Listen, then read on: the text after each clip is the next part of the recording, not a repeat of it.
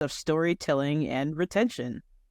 Because you say that, it's just weird. It's a very nuanced thing. Because there's videos that get millions of views. Storytelling isn't great.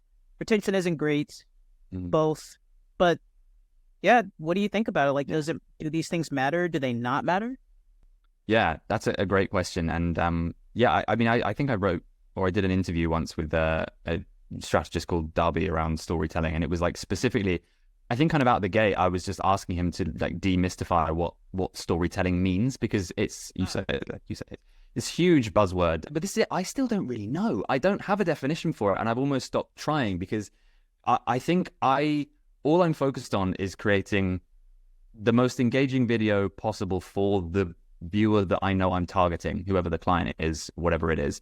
And all these little micro decisions that I realized I was making, whether it's like, you're deciding on the title and the thumbnail, and, how you, like the very first 10 seconds and how you transition from, like you say, the hook into the first point, all of this stuff is storytelling. Like, you're creating an expectation with the title and thumbnail, and then how quickly you deliver on that expectation is part of storytelling. And the choices you make about, which objections to call out in the hook, and the transformation that you're going to promise the audience, and like how you're going to do that, and the language you're going to use, it's all storytelling. It's all just trying to convey something to someone else in a way that's going to keep them watching.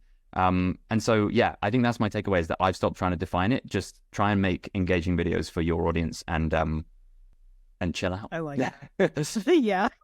Yeah, it's, everyone asked that question. Like, when I was a part of Creator Now, when it was like booming, it's a little quiet now, but when it was booming, there were a lot of circles in which you just meet a group of 10 to 20 people and you talk about things. And there were so many about storytelling. You would just like spend so much time trying to demystify it, of like, what does that even mean? Or does this mean I'm being too complicated in my videos? And yeah, that basically goes with the question. My follow-up was like, what the hell should creators even focus on in general if they want to make sure they have a well-written video? And I think you said it, just do your best to appeal to one group of people and write a good video. Sounds simple, but yes, I know. I know, because it does, in the same breath, it feels like a cop-out, because a lot of the time, the things I, say on podcasts, it's like, well, it depends on who you are. Just do it lots and then learn what your audience likes. And it's kind of hard, unless you're in a one-to-one conversation with someone about like their specific thing, to give specific advice. But it really is that. It's just learning who your audience are, asking them things like I said, isolating those variables, changing them, see what works, and making decisions from there. Yeah, and I think this is a good point to get into, because it took me a few years to realize how important avatar deep dives are.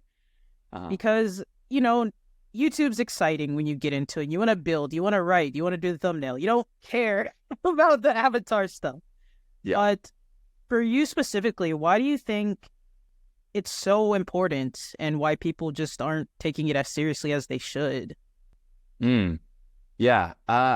I mean, simply because it'll make your life easier. It really, really will, when you know who you're talking to. Because I think the big problem that a lot of YouTubers face, and I get that feeling that you do want to just get going, but you will inevitably, like if maybe people that listen to this like haven't made a YouTube video before, will have that feeling of like getting excited, sitting down, starting writing, and then within about 10 minutes, there's all these creative blocks start coming in, and you start getting increasingly kind of frustrated with like, I was so excited about this 10 minutes ago, and something's missing, and I've cut off this avenue that I was thinking of going down. Maybe I should reopen that. And but no, if I try writing that story, then I run into a dead end really quickly, and blah blah blah. Or at this point, is it interesting to my audience or is it not?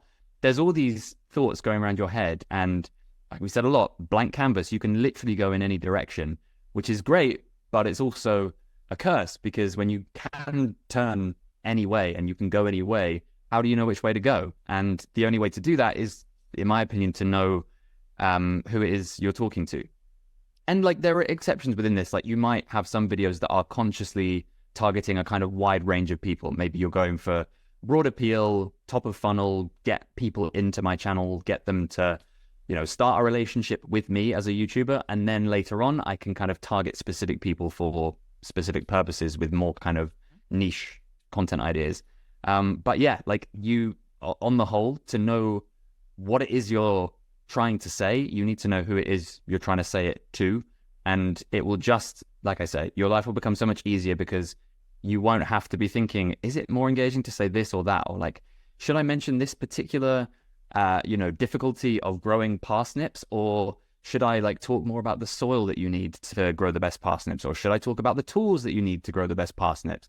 Where are the people that I'm talking to who need to grow parsnips? Do they have a garden or are they in a big city? Therefore, like, are they growing it in a little flower box kind of thing? Like all of this stuff, once you know who you're speaking to, the answer is obvious and you don't have to overthink. You'll be like, okay, I'm targeting people who live in a city who don't have a garden. So I'm not going to say loads of stuff about gardens, and I'm going to talk about growing parsnips in a very small confined area. And, just silly things like that. It just becomes so much easier once you know who the audience is. Yeah. And a great video for this that I watch pretty often is, it's by Film Booth, and I believe it's called How I Blew Up in 1 Week or something like that. Mm-hmm. And just to paint the picture for people, for like an avatar, think of it just like as a person. They come from a specific demographic, age, place where they live. But specifically, when it comes to writing, you typically focus on their goals, their fears, their motivators. What are they hoping to achieve by the end of this video or by watching your videos in general?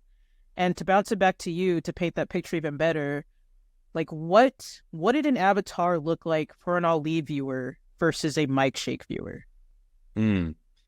Well, I mean, the only thing is I don't really remember being given one when I worked with Ali. To be honest, I think, maybe that was a thing that happened like really early on, but I know they had avatars for customers and things like that, and like who we're targeting with, if we're going to make this course, we need to know who we're making it for, blah, blah, blah.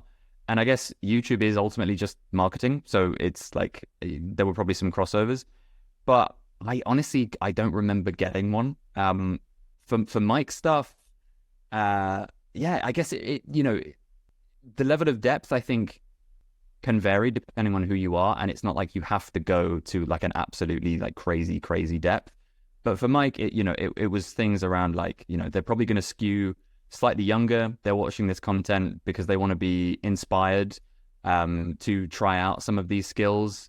But because, they're young, potentially it might be that their parents are watching this with them too. So maybe we'll throw in a couple of references that the parents would enjoy and blah, blah, blah. So it's like, yeah, like that kind of level is already fine. And that helps guide some little things that you're doing. But yeah, I wish I had more to say on the Ali side of things, but I don't remember if we got given one.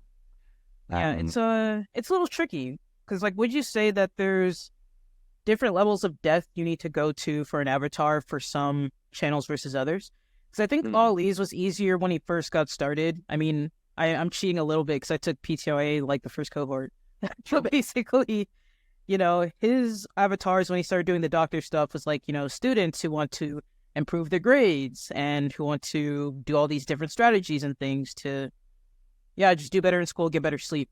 Now it's like, I think a little trickier. The best I can do is like people in their 20s through 40s who want to improve their life in random ways. Yeah. But would you say like there's like a gray area where avatars are important, but not the most important thing? Because like for some of my videos, when we workshop together, I can see where the avatar of nostalgia takes place, but for other videos, maybe it's not the most important thing if that's all I'm appealing to, if that makes sense. Yeah, no, totally see that. Yeah, I suppose it kind of depends again on like, you'll probably have different content buckets for your channel. And this is where YouTube starts to become, if you're focusing so hard on all this stuff, does it stop becoming fun? Should you just, you need to take some action and get started on some things. But figuring out in terms of like, okay, am I making this video because I want to just try and go viral or at least get some broader appeal and get, just like a general population of people in, that sort of thing, I think generally you probably could do with a little bit less detail.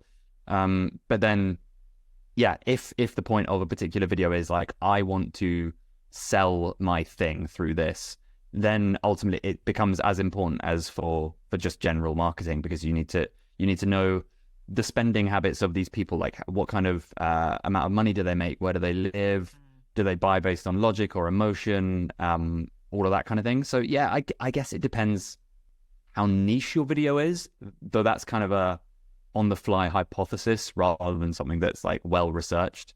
But I guess I would probably stand by that as a approximation.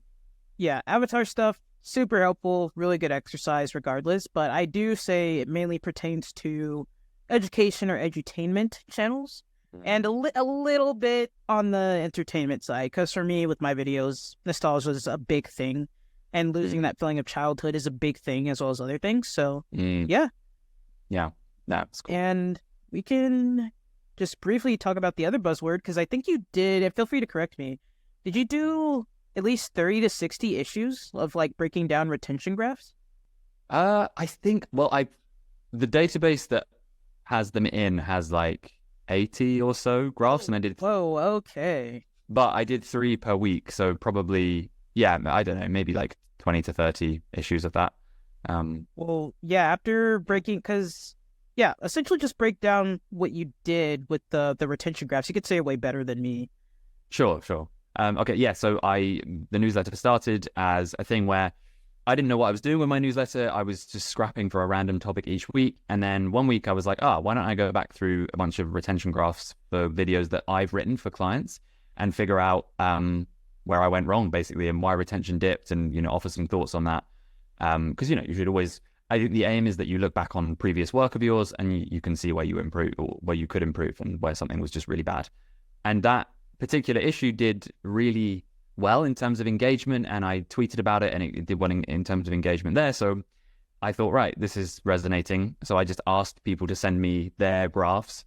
And yeah, like I said, for the next 20 to 30 issues, 3 videos a week, I would basically sit there, get the YouTube video above, the graph below, and just watch it and try and figure out what went wrong and what didn't.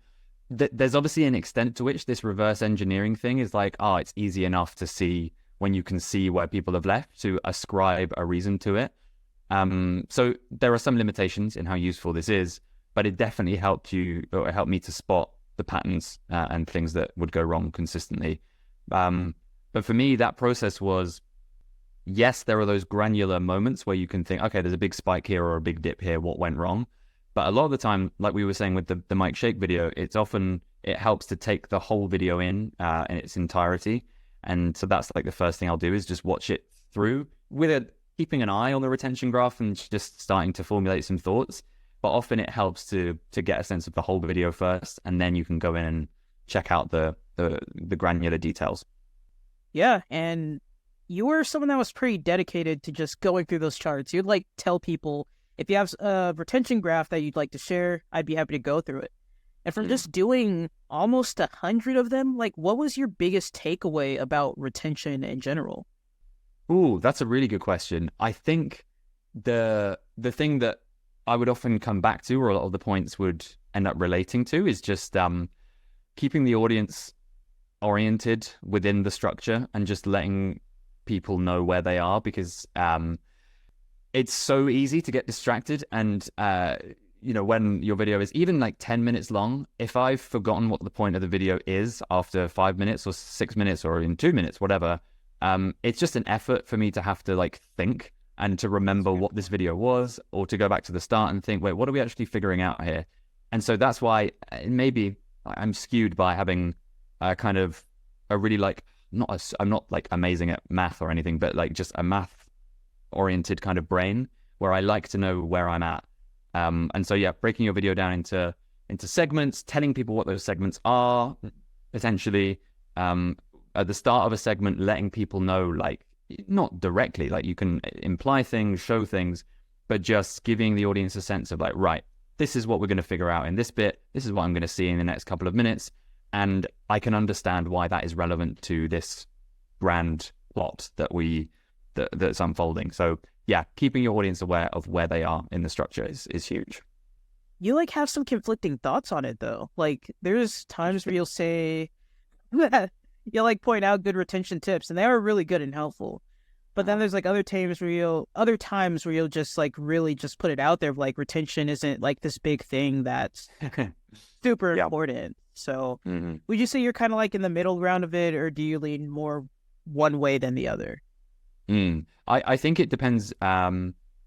This sounds like a politician's answer, but it depends what you are, which point of retention you're looking at. So for me, like the, you know, average view duration potentially, like where the retention graph ends up by the end, how low it ends up going, blah, blah, blah. That I think on the whole, it's not that it means nothing, but it's that it needs to be taken in context in a big, big way. Whereas specific moments where retention will like suddenly do something, there's a lot more that you can take from that. And so like this is what I'm saying, like if your video strikes a chord with your particular audience and also has broad appeal, and so it goes out to loads more people, the algorithm picks it up, the average view duration is going to go down, the ultimate like level of the graph is going to end up kind of lower, because naturally fewer people or people who aren't as familiar with you will start to, are more likely to click away because they don't know your stuff yet. And so taking a great deal from that is difficult, because you'd be like, oh, I ended up with only 20% retention, but it's like, oh, my video has 10 million views compared to my usual 5,000. Of course it does. But even on big videos that do really well, you can still look for those particular spikes or dips or moments where like everyone stayed watching and think, right, what could I have changed about that bit, even though this video is clearly a success?